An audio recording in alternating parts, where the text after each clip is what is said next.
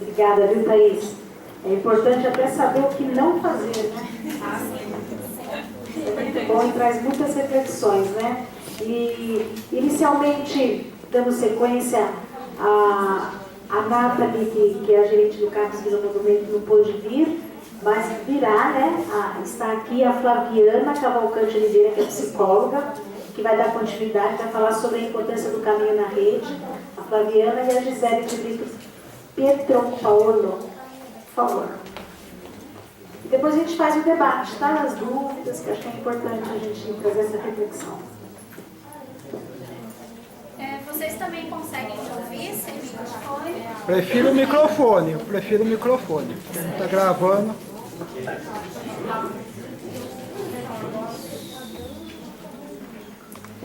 Primeiramente, muito obrigada, né, pelo convite.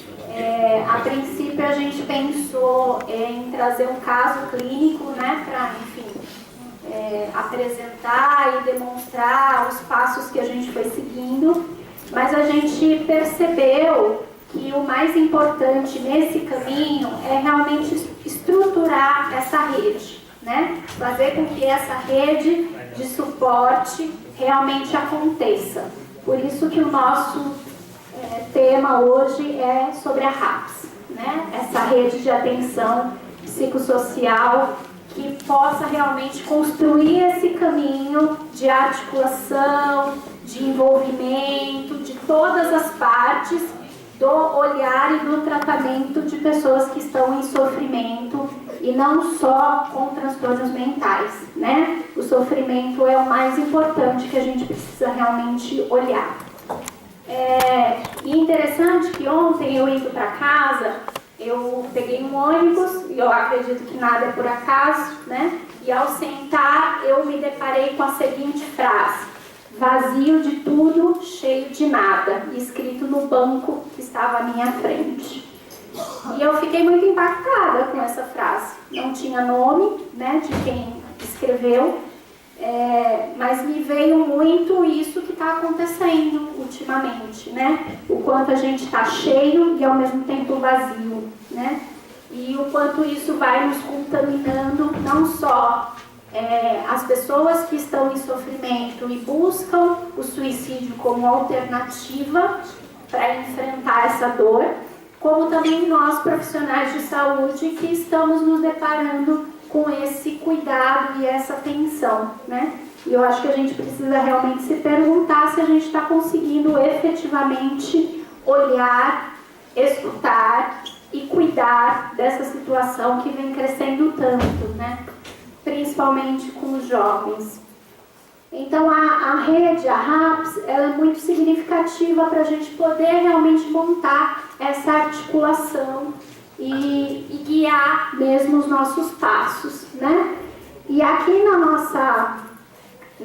nossa estrutura, a rede começou então com reuniões individuais entre os profissionais dos CAPs da região, né? E a instituição aqui, o Saboia, para a gente poder começar então essa aproximação, essa articulação mais próxima de fato, né? Então a primeira reunião foi em 2015 e aí ficou estabelecido então uma reunião mensal, geral por mês realmente, com todos os participantes, os envolvidos, para conversar sobre os casos que vão acontecendo, né, na emergência psiquiátrica e que precisa desse acompanhamento posterior. Só que ao longo desse percurso, fomos percebendo que uma vez por mês seria muito pouco, né, se perderia. Então, essas reuniões têm acontecido uma vez por semana, se eu não me engano, às quintas, né, Marisa? Todas as quintas. E tem, então, esse envolvimento de todos os atores, né, nesse processo para a gente poder pensar os casos, articular, ver caso a caso realmente o que é possível fazer, né, porque dentro dessa temática, se o transtorno mental já é complexo, né, o suicídio é mais complexo ainda, porque ele é multifatorial, ele não tem uma causa única e ele também não tem uma única direção de tratamento, porque vai depender realmente daquela situação, daquele indivíduo, da estrutura familiar que aquele indivíduo tem, né, de todos os fatores de proteção que ele tem, né? Então não dá para a gente generalizar e nem simplificar esse processo todo.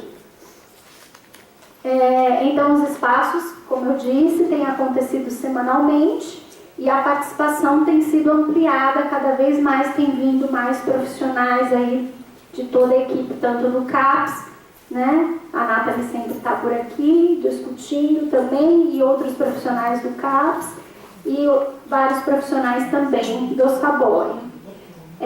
E também tem sido enviado, né, aos CAPS, não só ao CAPS adulto, mas todos da região, uma planilha, né, sobre os casos de internação, o que tem sido feito, como que está esse acompanhamento aqui e como a gente pode direcionar essa continuidade do acompanhamento nos CAPS, né?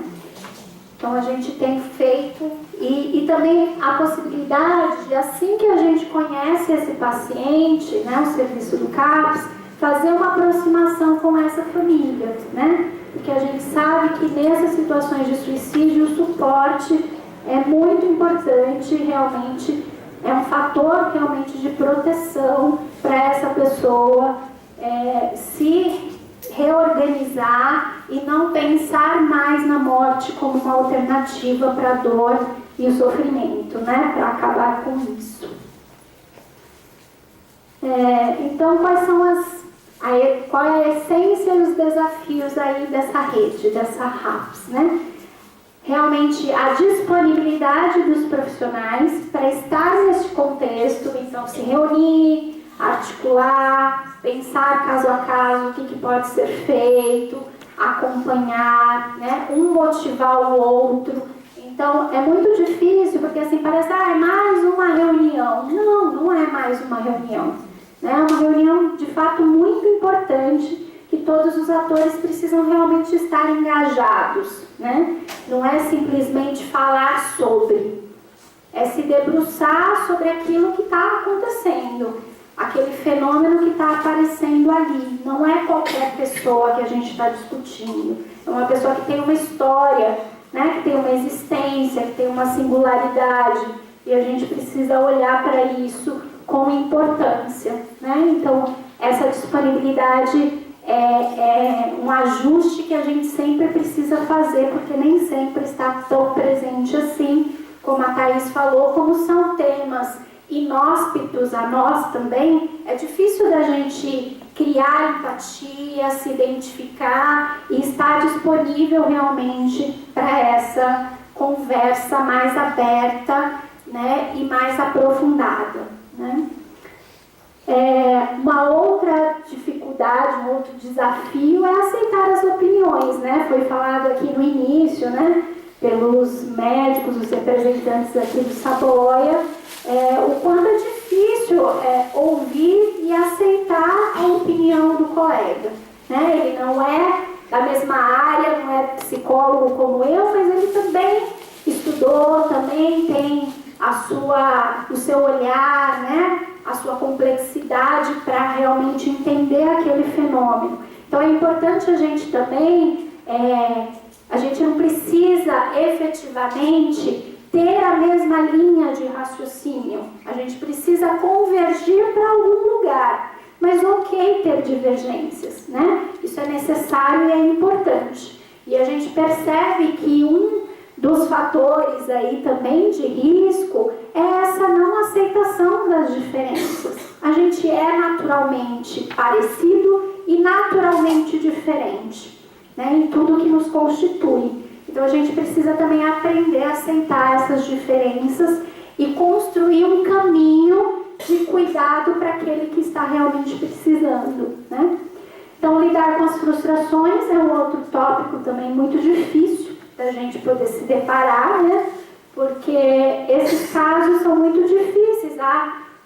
As tentativas são recorrentes, né? Como vocês mesmos disseram no início, tem vários pacientes aqui que já são conhecidos da equipe, que tentam várias vezes, né? Então assim, nossa, eu tive uma ação, fiz algo e não deu em nada. Não estável em nada, né? A gente precisa entender o que foi acontecendo nesse processo para ter tido esse rompimento, essa quebra novamente, né? Então, todos nós somos responsáveis neste processo. Não há culpados, há responsáveis.